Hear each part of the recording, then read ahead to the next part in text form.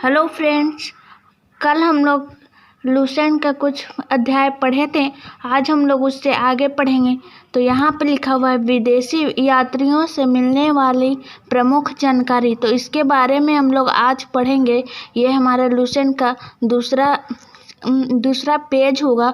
तो चलिए पढ़ते हैं। ए में है यूनानी रोमन लेखक।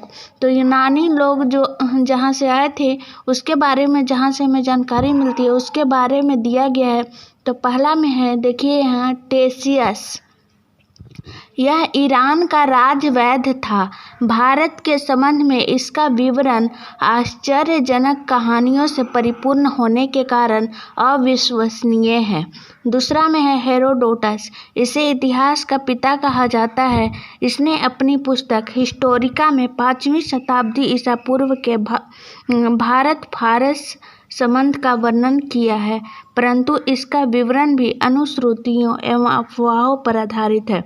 तीसरा है, सिकंदर के साथ आने वाले लेखकों में निरियाकस, आने सिक्रेटस तथा ऑस्टिबुलस के विवरण अधिक प्रामाणिक एवं विश्वसनीय हैं। चौथा है मेगास्थनीज।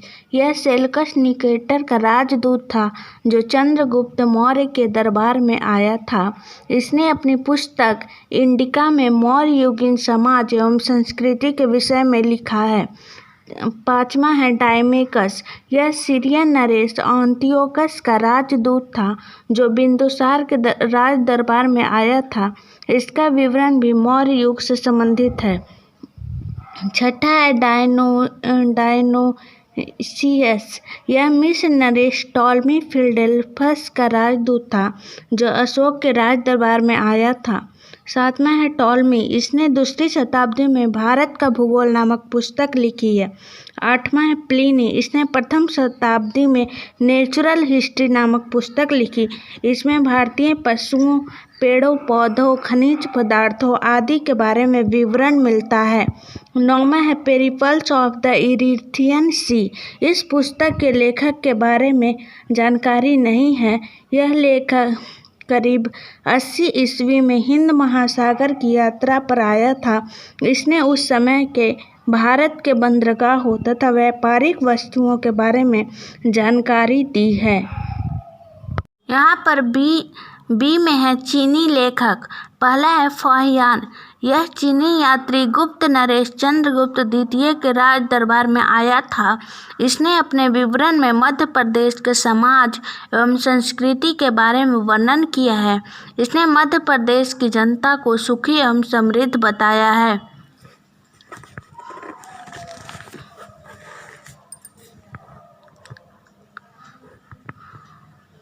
दूसरा में है संयुगन।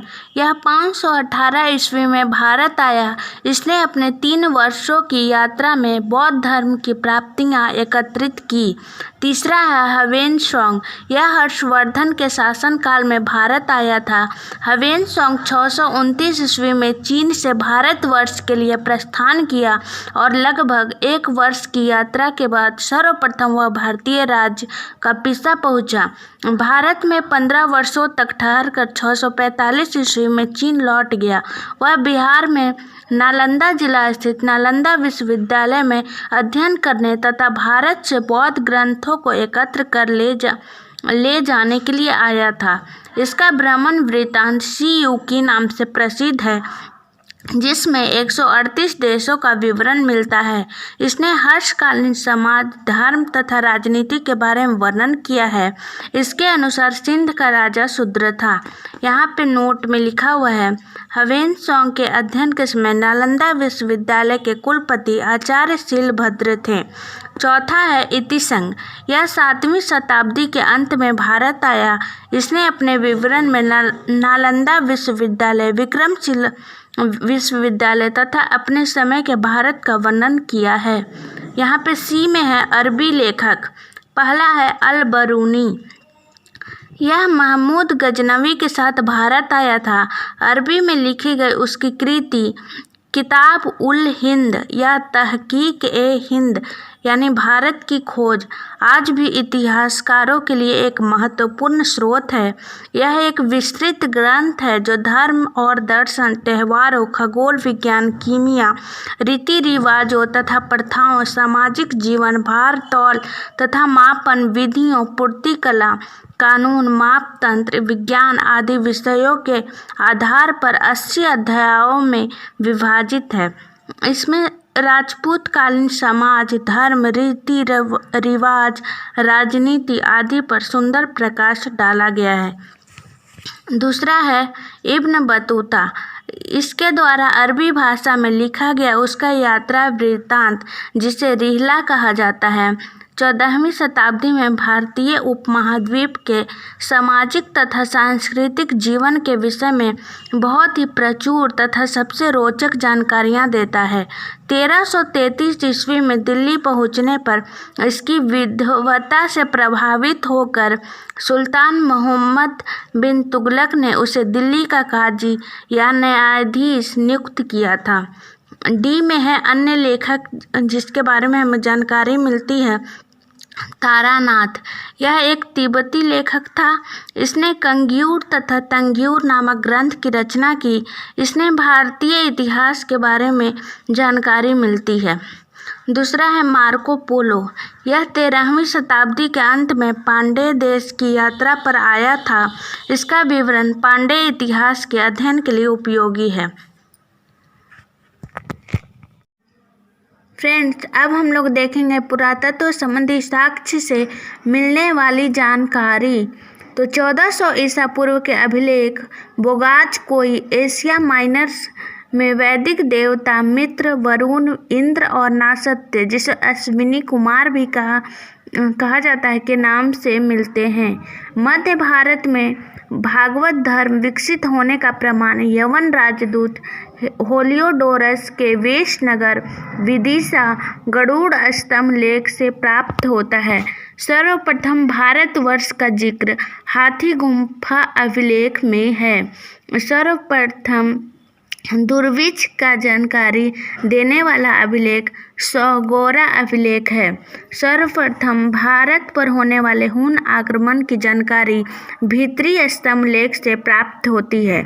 सती प्रथा का पहला लिखित साक्ष्य एरन अभिलेख शासक भानुगुप्त से प्राप्त होती है।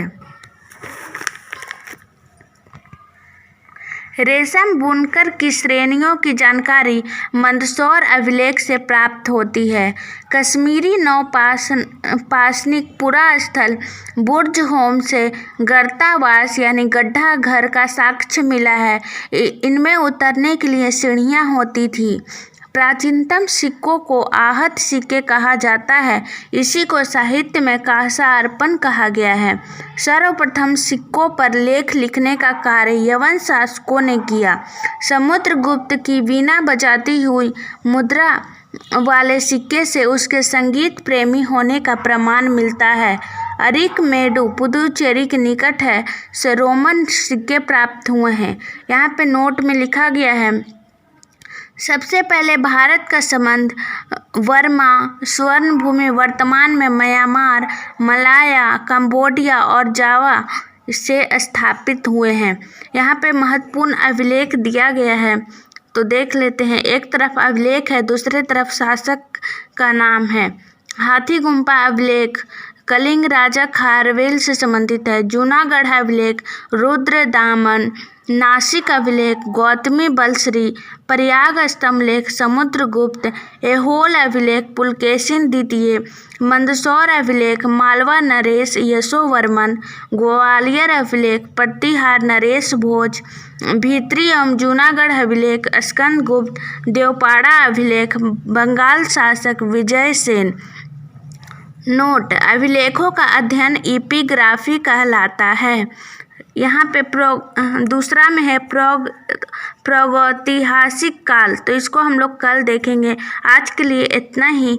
वीडियो अच्छी लगी तो लाइक और कमेंट ज़रूर कीजिएगा। Thank you for watching.